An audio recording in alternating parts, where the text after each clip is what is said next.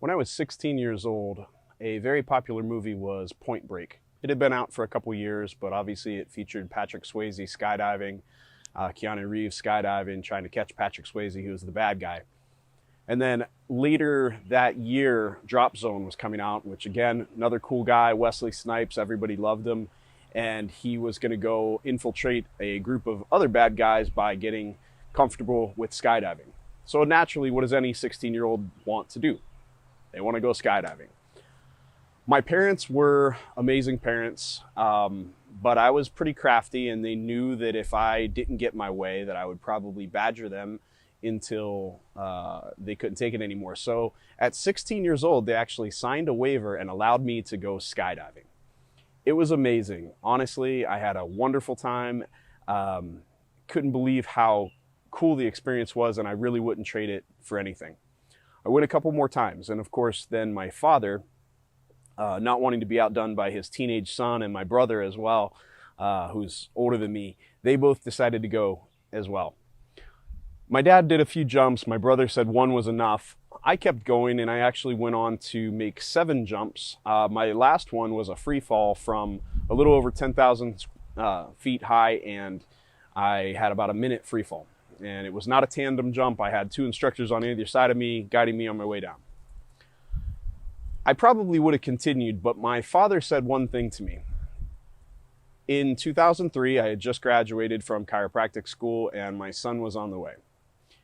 I was told by him that I had to stop skydiving, and I was puzzled by why he would say that, especially since he had gone and my brother had gone, and I had been doing it pretty much event or catastrophe free. And he said, at this point, you can no longer risk the chance of leaving your child without a dad.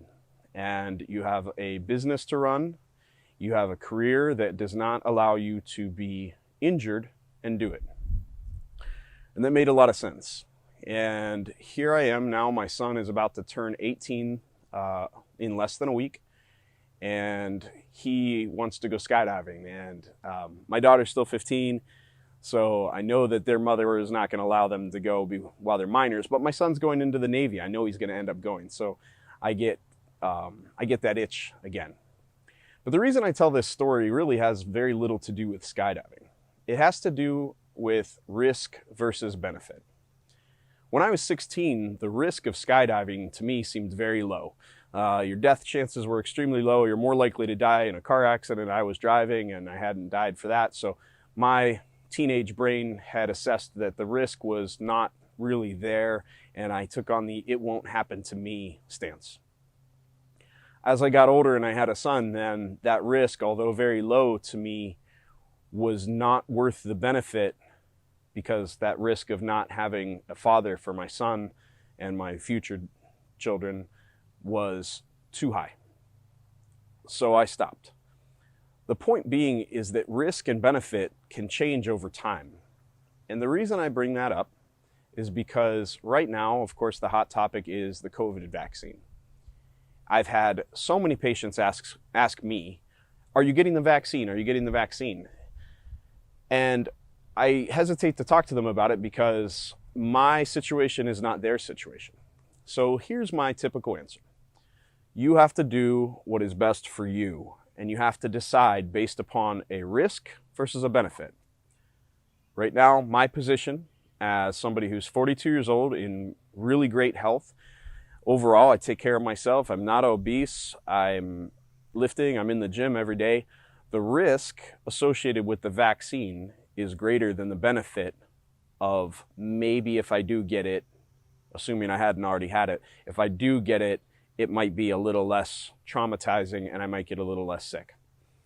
Now, if I were in a different situation, if I were diabetic, if I were 70 years old, if I were not in good health, maybe that would change for me.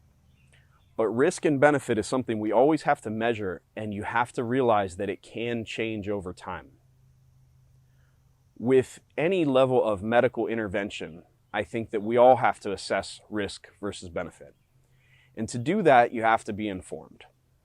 Unfortunately, right now, what we're seeing is a lack of information about what this vaccine actually does, about what the risks potentially are and what the benefits are. So instead of the propaganda that's happening where you see everywhere that everyone needs vaccinated to slow the spread, do your own research. Decide what the risks are. See if there's a benefit enough for you, not for me, but for you to take that injection. And if you decide that that's worth it to you, hey, I'm 100% behind you. And that should be your decision, just like every other medical decision should be yours. Hopefully what I'm saying here made a little bit of sense to you. And as you go forward and make decisions, I hope you don't have a government telling you what you have to do to your own body.